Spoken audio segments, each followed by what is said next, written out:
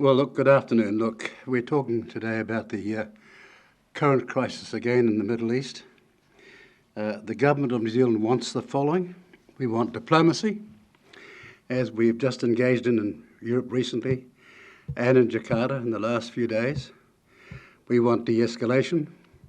We want a two-state solution with Israel and Palestinians living in peace and security side by side. We want peace and we want balance and calm, and the fact and acknowledge that the problems in the Middle East don't come from one bad actor alone. What we don't want is military conflict and escalation. We don't want New Zealanders in harm's way. We don't want a nuclear Iran. We don't want civilians starving or dying in military conflict. And we don't want Hamas holding hostages and tyrannising Palestinians. And we don't want Israel occupying Palestinian lands. Any questions? Mr. Peters, were you surprised the situation has reached this point where Israel did attack Iran?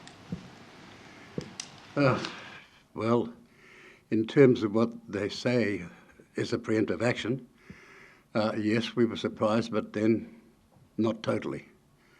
In that context. Can you elaborate? What do you mean, not totally? Well, there had been talk of that, but not in a way the New Zealand government is remotely involved in or aware of. But our job is to keep our ears open and to be watching circumstances worldwide. Have you reached out to any of the embassies within New Zealand of either Iran or any of the representations or any of your foreign affairs counterparts in either countries? Well, we have constant conversations with all sorts of embassies and high commissioners all around the world all the time. Specifically about the situation as it is now? About all the situations that are current, yes. The United States gave a heads up to some of its allies before the attack on Iran began. Did New Zealand receive a heads up from the United States? Well, we don't make those discussions public. Any information we would have would be dissected and disclosed in the fullness of time. But it's not an occasion at this present time for people to rush to judgment or to rush to final comment without all the research and investigation work being done. Mr. Peters, do you have an update on how many New Zealanders are in Iran or Israel, and at what point New Zealand might consider a repatriation flight? Well, we've got 50 registered in Iran and we've got 80 in Israel. We can only say that we have, for considerable time, alerted all New Zealanders to the circumstances there that could be of endangerment to them, and we've done our best to keep them all updated, those who are registered with us. What would be your message, Mr. Peters, to New Zealanders in Iran and Israel? Well, it's not the first time we've said, look, this is a very potentially dangerous circumstance, and if you can possibly be removed from this arc of danger, then get out of it. Have you heard any reports of New Zealanders being harmed within this arc of danger? No, not exactly at this point in time. Is there any update on particularly the embassy in Tehran and whether, does New Zealand maintain its staff there, you know? Look, we have done all we can to ensure their safety and security. But as for the details, we're not prepared to disclose that. For the most obvious reasons. With the, if the military operation is ultimately successful, deemed to be successful, and Iran's nuclear enrichment capability is stopped, is that on balance a good outcome from New Zealand's point of view? Sorry, could you say that one more time louder? Well, if the Israelis are successful in knocking out Iran's enrichment program, is that on balance a good thing? Oh, look, the nuclearisation of the world, or the worsening of nuclearisation, is a bad thing. And it's one of the reasons I went years ago to North Korea to try and persuade them against that progress of their nuclearisation, so to speak. It ended up that we saved 125,000 New Zealand birds transiting there every year, but didn't win the arguments, sadly. and the cost of that is a less safe world. This, Mr. Peters, the UN French-Saudi two-state solution conference that's going to take place this week, you've got INFAT officials that are attending that. What do you make of the suggestion from the Trump administration that anything that came out of that had a quote anti-Israel stance would potentially have diplomatic consequences for those countries involved? And what is our position going into this conference? Our position going to this conference will be updated on an hourly basis. Joe, the conference, we understand, has been postponed. It's been postponed. Yeah.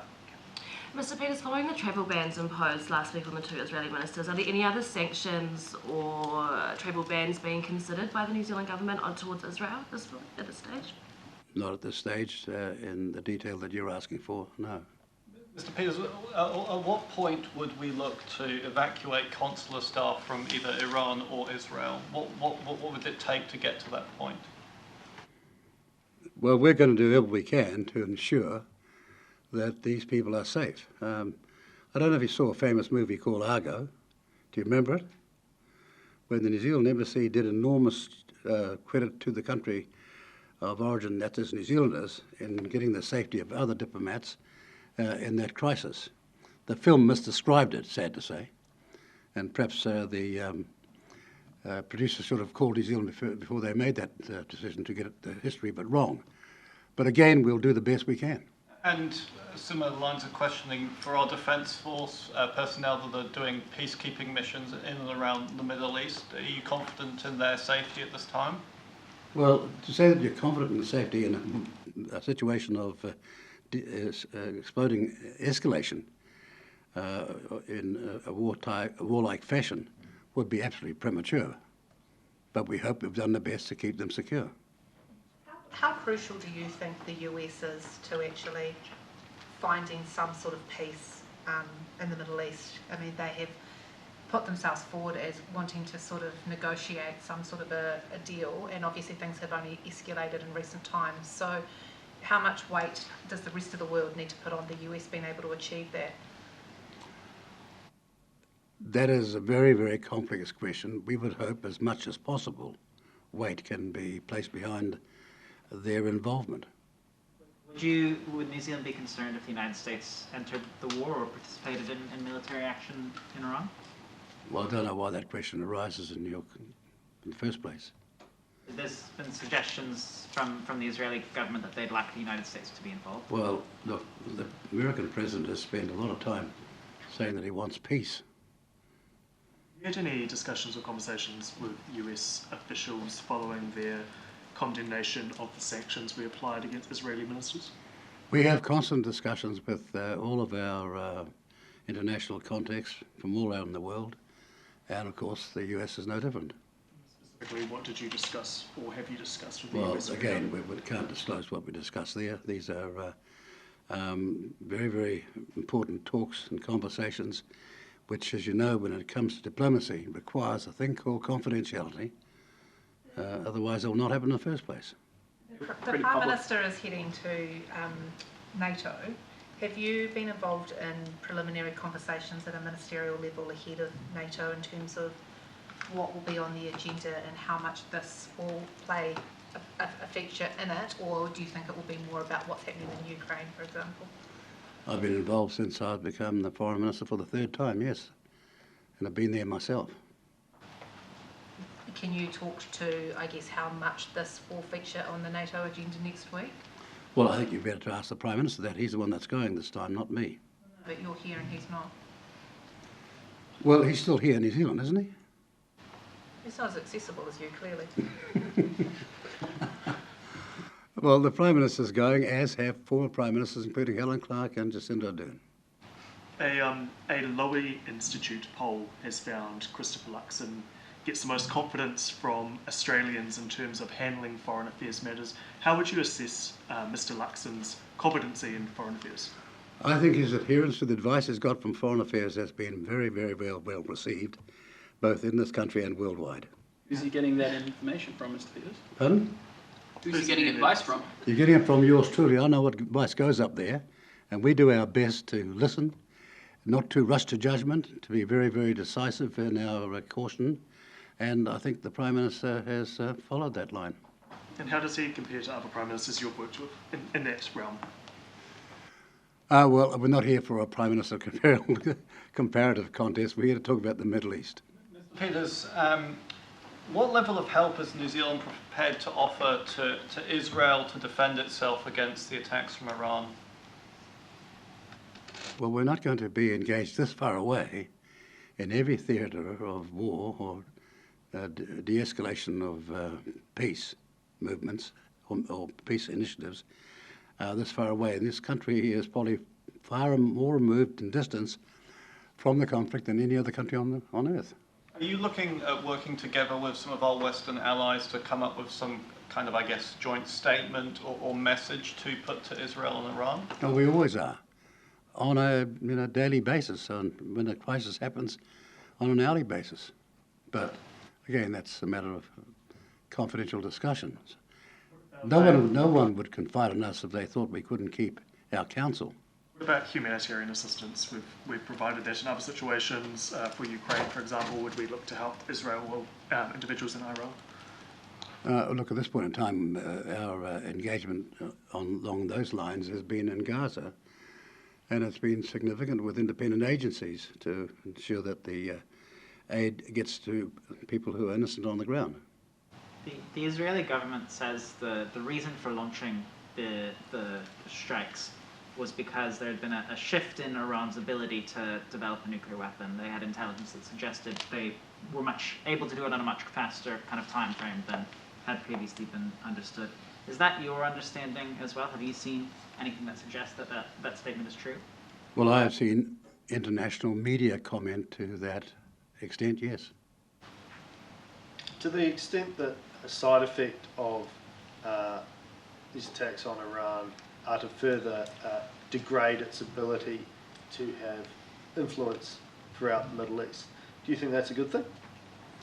Well, when we talk about bad actors, the number of proxies that are acting with the assistance from Iran has been an awful consequence in terms of their impact in areas in the Middle East. There's no doubt about that. And that's a consideration that all governments must have when considering the crisis that's happening now. Would you consider Iran to be one of these bad actors? Well, as I said, there are no innocent actors at this point in time on this matter. Including Israel? Well, the 7th of October terrorism attack has initiated a response, but the question is, how can it be an appropriate response now? The Israeli government has also basically called for regime change in Iran. Would that be a good thing from New Zealand's perspective if the Iranian government were to be toppled? Well, one could answer that question, or one could also be very, very cautious, particularly for being the Minister of Foreign Affairs, to say that the democratic or elective affairs or the governorship affairs of other countries belong with their constituents, not New Zealanders.